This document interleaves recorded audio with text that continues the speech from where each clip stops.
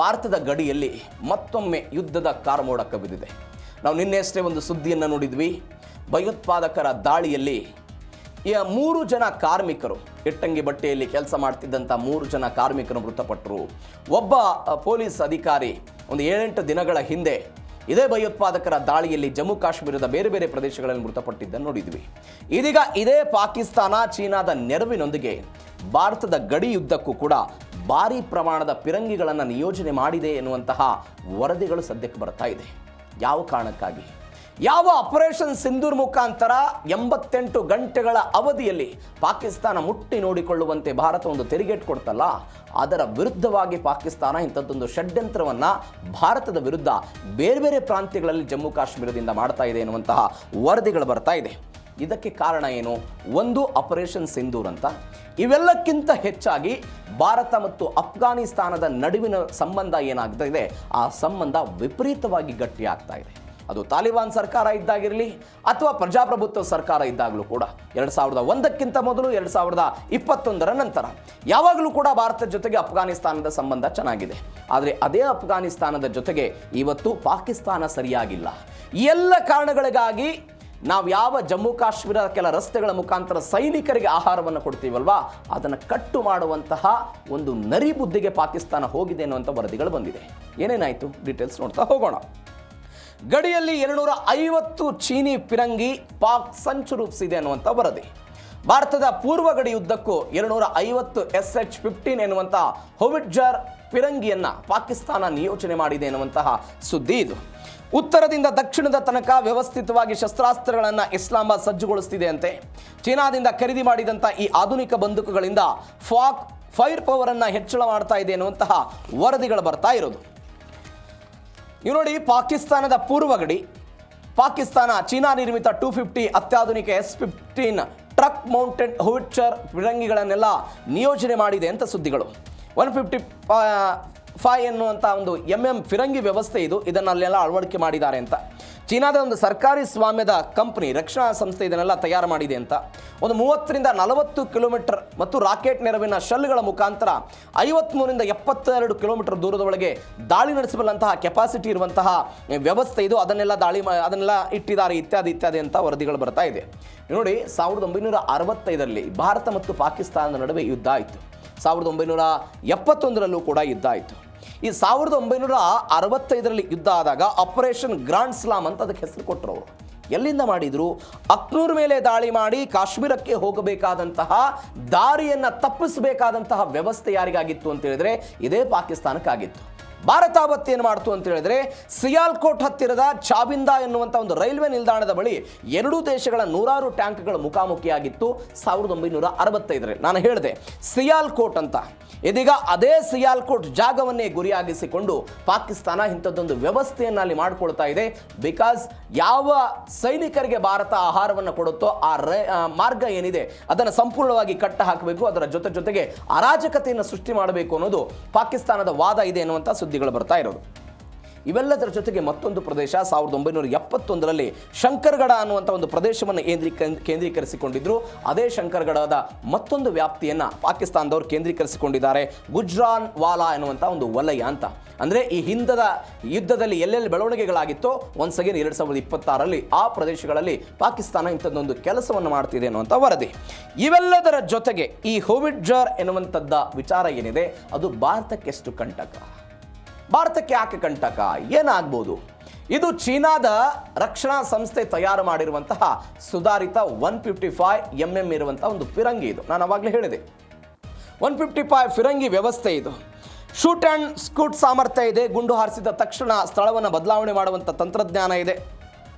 ಸಾಮಾನ್ಯ ಶೆಲ್ಗಳೊಂದಿಗೆ 40 kilometre, rocket ಶೆಲ್ಗಳೊಂದಿಗೆ 72 kilometre ಹೋಗಬಹುದಾದಂಥ capacity ಇರುವಂತಹ ವ್ಯವಸ್ಥೆ ಇದು. ಭಾರತಕ್ಕೆ ಏನು ಸವಾಲು ಇದು? S-15 ಫಿರಂಗಿ ದೀರ್ಘ ವ್ಯಾಪ್ತಿ 50ರಿಂದ 70 ಕಿಲೋಮೀಟರ್ ಇದೆ. ರಾಕೆಟ್ ಶೆಲ್ಗಳನ್ನು ಹಾರಿಸುತ್ತೆ. ಸಿಯಾಲ್ಕೋಟ್ನಿಂದಲೇ ಇದು ಭಾರತದ ಜಮ್ಮು ಕಾಶ್ಮೀರದ ಪಠಾಣ್ಕೋಟ್ ರಾಷ್ಟ್ರೀಯ ಹೆದ್ದಾರಿ ಅಂದರೆ NH-44 ಅಂತ ನಾವೇನು ಕರಿತೀವಿ ಅದನ್ನು ಗುರಿಯಾಗಿಸಬಹುದು ಎನ್ನುವಂಥ ಲೆಕ್ಕಾಚಾರ ಇದೆ. ಯುದ್ಧದ ಸಮಯದಲ್ಲಿ ಭಾರತೀಯ ಸೇನೆಗೆ ರೇಷನ್ ಮತ್ತು ಮದ್ದುಗುಂಡು ಸರಬರಾಜು ಮಾಡುವಂತಹ ಮಾರ್ಗವನ್ನು ಕೂಡ ಇದು ತಡೆಯಬಹುದು ಎನ್ನುವಂಥ ಆತಂಕ ಸಹಜವಾಗಿದೆ. ಇವೆಲ್ಲದರ ಜೊತೆಗೆ ಭಾರತದ ಪಿರಂಗಿಗಳು ತಿರುಗೇಟು ಕೊಡುವ ಮುನ್ನವೇ ಗುಂಡು ಹಾಯಿಸಿ ಕೇವಲ 2-3 ನಿಮಿಷಗಳಲ್ಲಿ ಇದು ತನ್ನ ಜಾಗವನ್ನು ಖಾಲಿ ಮಾಡಬಲ್ಲಂತಹ ಶಕ್ತಿ ಶಕ್ತಿ ಸಾಮರ್ಥ್ಯವನ್ನು ಹೊಂದಿದೆ. ಇದರಿಂದಾಗಿ ಫಿರಂಗಿಗಳನ್ನು ಪತ್ತೆ ಹಚ್ಚೋದು, ಅದನ್ನು ಧ್ವಂಸಗೊಳಿಸೋದು ಭಾರತಕ್ಕೆ ಒಂದು ಸವಾಲಾಗಬಹುದು ಅಂತೆಲ್ಲ ಹೇಳ್ತಿದ್ದಾರೆ. ಕಂಪ್ಯೂಟರ್ ಕೃತ ಫೈರ್ ಕಂಟ್ರೋಲ್ ಇದೆ, ಥರ್ಮಲ್ ಇಮೇಜಿಂಗ್ ಸಿಸ್ಟಮ್ ಇದೆ, ರಾತ್ರಿ ಕತ್ತಲೆಯ ಸಮಯದಲ್ಲೂ ಕೂಡ ಇದನ್ನು ದಾಳಿ ಮಾಡುವುದಕ್ಕೆ ಬಳಸಬಹುದು ಎನ್ನುವಂತಹ ವಿಚಾರ. ಈಗ ಪಾಕಿಸ್ತಾನದ ಬಳಿ ಇದ್ದಂಥ ವ್ಯವಸ್ಥೆ ಹೆಂಗಿತ್ತು ಅಂತ ಹೇಳಿದರೆ, ಫಿರಂಗಿಗಳು ಗುಂಡು ಹಾರಿಸಿದ ತಕ್ಷಣ ಸ್ಥಳವನ್ನು ಬದಲಾವಣೆ ಮಾಡುವಂತಹ ಕೆಪಾಸಿಟಿ ಪಾಕಿಸ್ತಾನದ ಬಳಿ ಇರಲಿಲ್ಲ. ಅವೇನು ಮಾಡ್ತಾ ಇತ್ತು, 15ರಿಂದ 20 ನಿಮಿಷ, 20ರಿಂದ 30 ನಿಮಿಷ ಸಮಯವನ್ನು ತೆಗೆದುಕೊಳ್ತಾ ಇತ್ತು. ಇದಕ್ಕೆ ಪಾಕಿಸ್ತಾನ ಏನು ಮಾಡ್ತು ಅಂತ ಹೇಳಿದ್ರೆ, ನಾವು ಸಿಕ್ಕಾಕೊಂಡು ಬಿಡ್ತೀವಿ ಅಂತ ಚೀನಾದಿಂದ ವ್ಯವಸ್ಥೆ ತೆಗೆದುಕೊಂಡು ಬರೋ ಪ್ರಯತ್ನವನ್ನು ಮಾಡಿದ್ದಾರೆ. ಇದು SH-15 ಹೋವಿಟ್ಜರ್ ಚಕ್ರ ಆಧಾರಿತ, ಕೇವಲ 2 ನಿಮಿಷಗಳಲ್ಲಿ ಗುಂಡು ಹಾರಿಸಿ ಅಲ್ಲಿಂದ ಎಲ್ಲ ಓಡಿ ಹೋಗ್ಬಿಡುತ್ತೆ. ಭಾರತದ ರೆಡಾರ್ ಫಿರಂಗಿ ದಾಳಿಯಿಂದ ಬದುಕುಳಿಯೋದಕ್ಕೆ ಪಾಕಿಸ್ತಾನ ಇಂಥದ್ದೊಂದು ತಂತ್ರವನ್ನು ರೂಪಿಸಿದೆ ಎನ್ನುವಂಥ ವರದಿಗಳು ಬರ್ತಾ ಇದೆ. ಅದೇ ಭಾರತಕ್ಕೆ ಆತಂಕನ? ಖಂಡಿತ ಇಲ್ಲ. ಭಾರತ ಇದಕ್ಕೆ ತದ್ವಿರುದ್ಧವಾಗಿ ಯಾವ ಷಡ್ಯಂತ್ರವನ್ನು ಪಾಕಿಸ್ತಾನ ಇವತ್ತು ಜಮ್ಮು ಕಾಶ್ಮೀರದಲ್ಲಿ ಮಾಡ್ತಾ ಇದೆಯೋ ಅದಕ್ಕೆ ವಿರುದ್ಧವಾಗಿ ಈ SH-15 ಫಿರಂಗಿಯ 66 ಎನ್ನುವಂಥ ಟ್ರಕ್ ಮೇಲೆ ಇರುತ್ತೆ. ಇದು ಈ ಟ್ರಕ್ಕನ್ನು ನಮ್ಮದೇ ಆದಂಥ ವ್ಯವಸ್ಥೆಯ ಮುಖಾಂತರ ಗುರುತಿಸಿ ಅದರ ಮೇಲೆ ದಾಳಿ ಮಾಡಬಲ್ಲಂತಹ ಕೆಪಾಸಿಟಿಯೂ ಕೂಡ ಭಾರತಕ್ಕಿದೆ. ನೋಡೋಣ ಏನಾಗುತ್ತೆ, ಆ ವಿಚಾರ ಡೀಟೇಲ್ಸಿಗೆ ಬರ್ತೀನಿ ನಾನು ನೆಕ್ಸ್ಟು.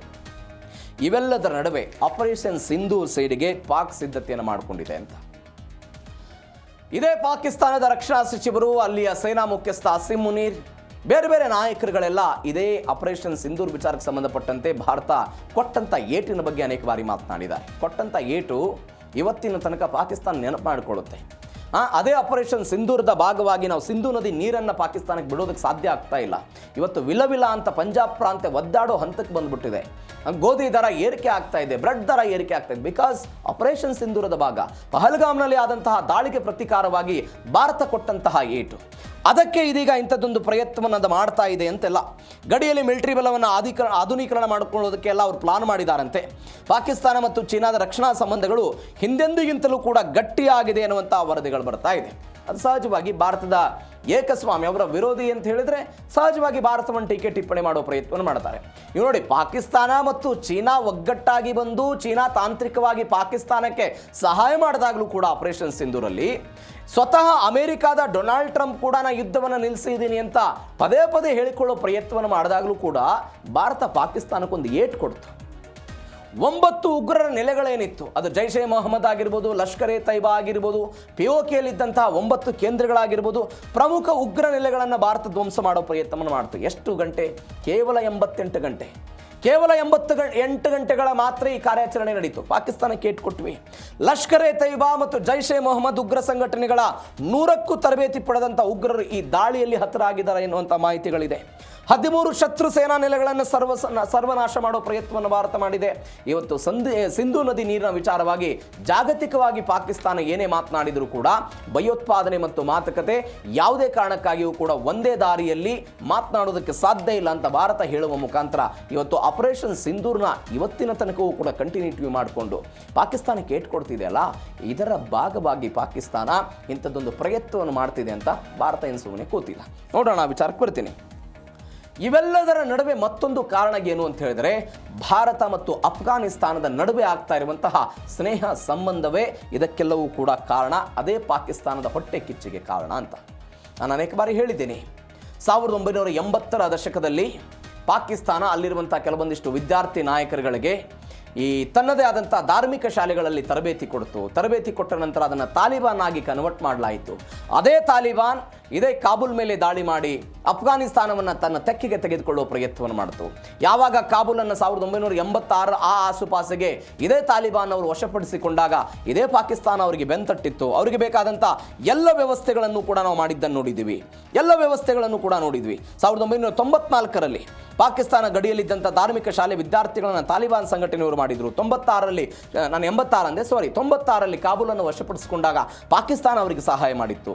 2001ರಲ್ಲಿ ತಾಲಿಬಾನ್ ಅಮೆರಿಕ ದಾಳಿ ಮಾಡಿದಾಗ ತಾಲಿಬಾನ್ ನಾಯಕರಿಗೆ ಇರೋದಕ್ಕೆ 2001ರಲ್ಲಿ ತಾಲಿಬಾನ್ ಸರ್ಕಾರ ಇತ್ತು, ಅಲ್ಲಿ ಅಮೆರಿಕ ದಾಳಿ ಮಾಡುತ್ತೆ, ಅದನ್ನು ಹೊರಗೋಡಿಸಬೇಕು ಅಂತ ತಾಲಿಬಾನ್ ನಾಯಕರಿಗೆ ಇದೇ ಪಾಕಿಸ್ತಾನ ಅವತ್ತು ಸಹಾಯ ಮಾಡಿತ್ತು.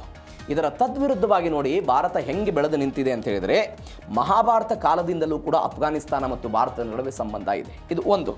1947ರ ಈ ಪಾಕಿಸ್ತಾನದ ಸೃಷ್ಟಿ ನಂತರ ಭಾರತ ಮತ್ತು ಅಫ್ಘಾನಿಸ್ತಾನದ ನಡುವಿನ ಈ ಭೂಮಾರ್ಗ ಏನಿತ್ತು ಅದು ಕಡಿತ ಆಯಿತು ಬೇರೆ ಬೇರೆ ಕಾರಣಗಳಿಗಾಗಿ. ನೀವು ನಾನು ಅವಾಗಲೇ ಹೇಳಿದೆ, ಪ್ರಜಾಪ್ರಭುತ್ವ ಸರ್ಕಾರ ಇರಲಿ, ತಾಲಿಬಾನ್ ಆಡಳಿತ ಇರಲಿ, ಯಾರೇ ಇದ್ದಾಗಲೂ ಕೂಡ ಅಫ್ಘಾನಿಗಳು ಭಾರತವನ್ನು ನಂಬ್ತಾರೆ ಎನ್ನುವಂಥ ವಿಚಾರ. ಅದಕ್ಕೆ ಬೇರೆ ಬೇರೆ ಕಾರಣಗಳಿವೆ.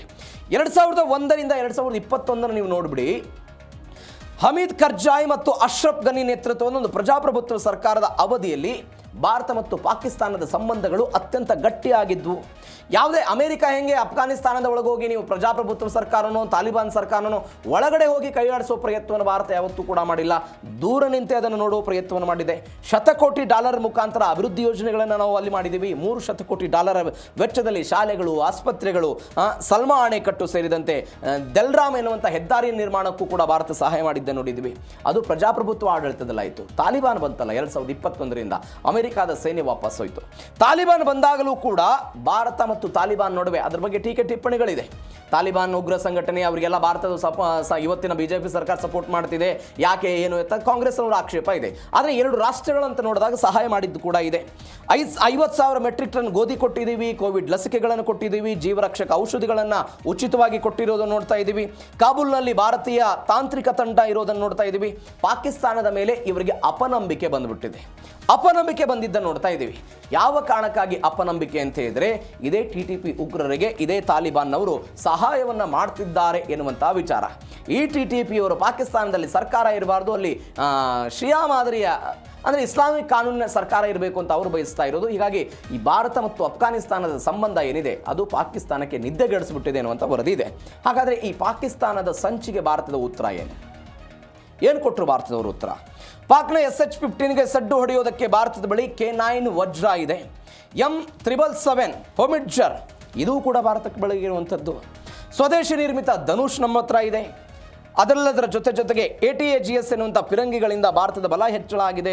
ಶತ್ರುಗಳ ಪಿರಂಗಿ ನೆಲವನ್ನು ಪತ್ತೆ ಹಚ್ಚುವುದಕ್ಕೆ ಸ್ವಾತಿ ವೆಪನ್ ಲೊಕೇಟಿಂಗ್ ರಡಾರ್ ಕೂಡ ಸಜ್ಜವಾಗಿರುವುದು ಯಾರ ಹತ್ರ? ಭಾರತದ ಬಳಿ. ಎಲ್ಲ ಸಿದ್ಧತೆಗಳು ಇದ್ದಾಗಲೂ ಕೂಡ ನಾವು ಅವುಗಳನ್ನು ಎದುರಿಸ್ತೀವಿ ಅಂತ. S-15 ಪಿರಂಗಿ 16x6 ದೊಡ್ಡ ಟ್ರಕ್ ಮೇಲೆ ಇರುತ್ತೆ. ಅದನ್ನು ಪರ್ವತ ಮೈದಾನಗಳಲ್ಲಿ ಪತ್ತೆ ಹಚ್ಚುವುದಕ್ಕೆ ಬಚ್ಚಿಡುವುದಕ್ಕೆ ಸಾಧ್ಯ ಇಲ್ಲ. ಹೀಗಾಗಿ ಅದನ್ನು ಗುರುತಿಸಿ ಹೊಡಿಬಹುದು ಅಂತ ಭಾರತದ ಬಳಿ ಇರುವಂಥ ಹೆರಾನ್ ಡ್ರೋನ್ಗಳು, ಜಾಗ್ವಾರ್ಗಳು, ಸುಖೋಯ್ ಯುದ್ಧ ವಿಮಾನಗಳು ಆಕಾಶದಿಂದಲೇ ಅವುಗಳನ್ನು ಗುರುತಿಸಿ ಹೊಡಿಬಹುದು ಎನ್ನುವಂಥ ಲೆಕ್ಕಾಚಾರ ಇದೆ. ಇವೆಲ್ಲದರ ಜೊತೆಗೆ ಭಾರತದ ಸ್ವದೇಶಿ ಸ್ವಾತಿ ವೆಪನ್ ಲೊಕೇಟಿಂಗ್ ರೆಡಾರ್ ಜಗತ್ತಿನಲ್ಲೇ ಅತ್ಯಂತ ಪ್ರಸಿದ್ಧವಾಗಿರುವುದನ್ನು ನಾವೆಲ್ಲ ನೋಡ್ತಾ ಇದ್ದೀವಿ. ಪಾಕಿಸ್ತಾನದ SH-15 ಮೊದಲು ಗುಂಡು ಹಾರಿಸಿದ ತಕ್ಷಣ ಅದು ಎಲ್ಲಿದೆ, ಏನು, ಎತ್ತ ಎಲ್ಲವನ್ನೂ ಕೂಡ ಈ ಸ್ವಾತಿ ರೆಡಾರ್ ಕೇವಲ 4 ಸೆಕೆಂಡ್ಗಳಲ್ಲಿ ಪತ್ತೆ ಹಚ್ಚುವಂಥ ವ್ಯವಸ್ಥೆ ಭಾರತದ ಬಳಿ ಇದೆ.